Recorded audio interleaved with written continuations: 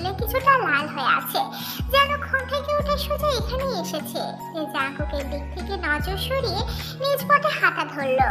জাঙ্কুকের পাশ কেটে যেতে জাঙ্কুক বলে উঠল, একজনকে জানাচ্ছি শুভ সকাল, তাকে রোদহীন ম্লান দিনে সুন্দর লাগছে। তীর পা থমকে গেল, পিছনে ফিরে জাঙ্কুকের দিকে তাকালো। সমস্যা কি আপনার? আমার সমস্যা? কিসে? কোথায়?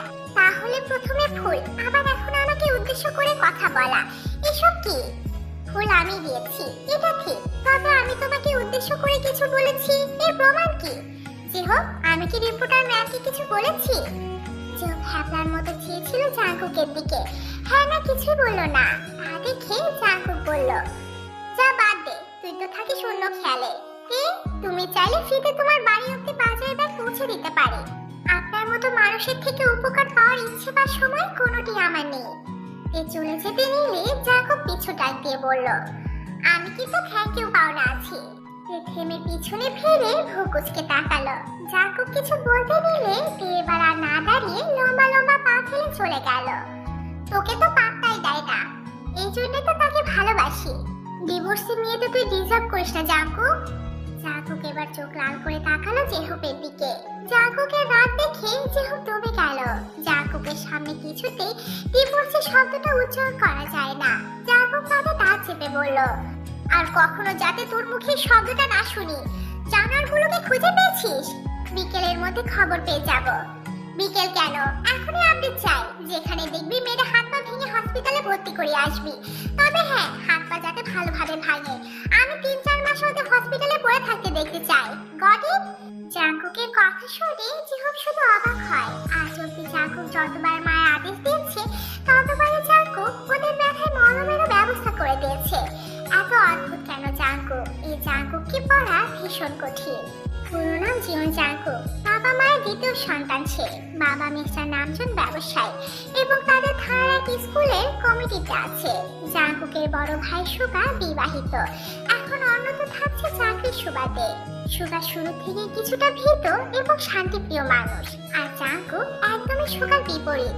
সে চরম ঝামেলা করার অদম্য সাহস নিয়ে জন্মেছে। ঝামেলা, মাত্রাতিরিক্ত সাহস আর মুখ চালাতে ভীষণ পটু সে। জাঙ্কুক চাকরি ব্যবসার প্রতি ভীষণ উদাসীন। তবে উদাসীন ছেলেটার একটা স্বপ্ন ছিল রাজনীতি করার। এই জন্য ছাত্র বয়স থেকেই সে রাজনীতির সাথে এক প্রকার আঠার মতো লেগে আছে। মিস্টার নামজন একজন সৎ, শান্ত, নিষ্ঠাবান মানুষ হিসেবে এলাকার মানুষের কাছে পরিচিত। কিন্তু এই শান্ত মানুষের ঘরে অসংখ্য বিচার এসেছে ছোট ছেলের নামে।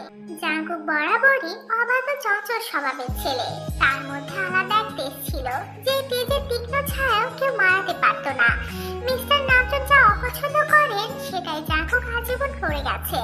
আবার রাজনীতি বিষয়টাও মিস্টার নামজন ভীষণ অপছন্দ করেন। যতদিন ছেলের ব্যাপারটা কানে আসলো, ততদিনে ঘটনা বহুদূর গড়িয়ে গেছে। জাঙ্কুককে মেরে ঘরে আটকেও দমিয়ে রাখা যাচ্ছিল না। শেষমেশ মিস্টার নামজনের দেওয়ালে ঠেকে গেল। ছেলে যে চতুর, বেপথে চলে যাবে সেই ভয় তাকে নাড়া দিচ্ছিল। এই জন্য এক প্রকার বাধ্য হয়ে মেনে নিলেন। সঙ্গে এমন কিছু শর্ত জুড়ে দিলেন যা জাঙ্কুকের জন্য পালন করা খুবই কঠিন। তবুও জাঙ্কুক সেসব শর্ত তাতে দাঁত চেপে মেনে নেয়। কিন্তু একটা শর্ত সে কিছুতেই মানতে চায় না, ওই যে মারপিটের ব্যাপারটা। তার ভাষ্য মতে মারপিট না করলে তাকে কেউ ভয় পাবে না। ভয় না পেলে রাজনীতি করে কি লাভ? রাজনীতির মজাটা তো ওই ভয়ে আটকে আছে। তখন মিস্টার নামজুন রেগে বলেছিলেন, মজা না লাগলে করবে না রাজনীতি, তাও মারপিট বন্ধ।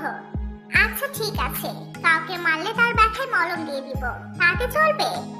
জাঙ্কুকের এহেন কথায় মিস্টার নামজন হতভম্ব হয়ে গিয়েছিলেন। সেই থেকে তিনি জাঙ্কুকের সাথে ঠিকভাবে কথা বলেন না, যতটা সম্ভব এড়িয়ে চলেন। সে অফিসে বসে কাজ করছিল, এমন সময় তার স্ত্রীর ফোন ভাইব্রেশন করে উঠল। সে ব্যস্ত হাতে টাইপিং এর ফাঁকে এক পলক তাকালো ফোনের স্ক্রিনে। ইয়ঞ্জন কল করেছে। ইয়ঞ্জনের কল দেখে সে ভ্রু কুঁচকালো। এই সময় ইয়ঞ্জন তো কল করে না। সে টাইপিং থামিয়ে ইয়ঞ্জনের কল রিসিভ করলো। হ্যাঁ ইয়ঞ্জন বল। বাবা কল করেছিল আপা। বাবার কথা শুনে তার মুখে যেমন আতঙ্ক ফুটে উঠলো, তেমনই গম্ভীর্য। তো বাড়ির ঠিকানা চাইছিল। তে কিছু না বলে ফোন কেটে দিল। বাবার কথা শোনার পর থেকে তে কেমন অন্যমনস্ক চুপসে গিয়েছে।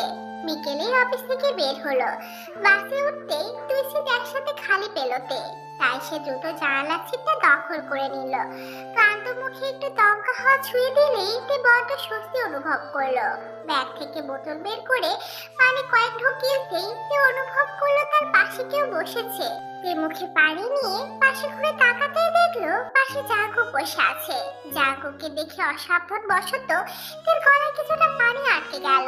তার ফলরূপে মুখে থাকা সব পানি জাঙ্কুকের মুখে গিয়ে ছিটলো। পরপরই কানে ভেসে আসলো অট্টহাসির শব্দ।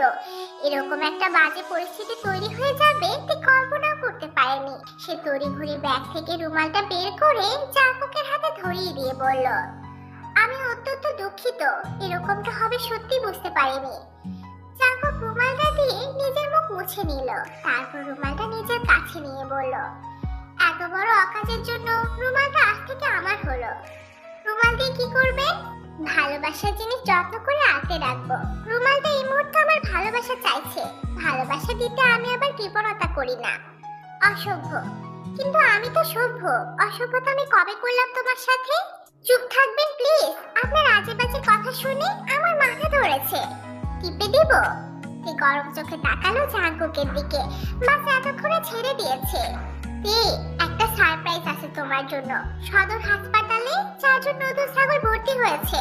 প্রত্যেকের হাত পা ভাঙা। ছাগলদের সুন্দর রূপে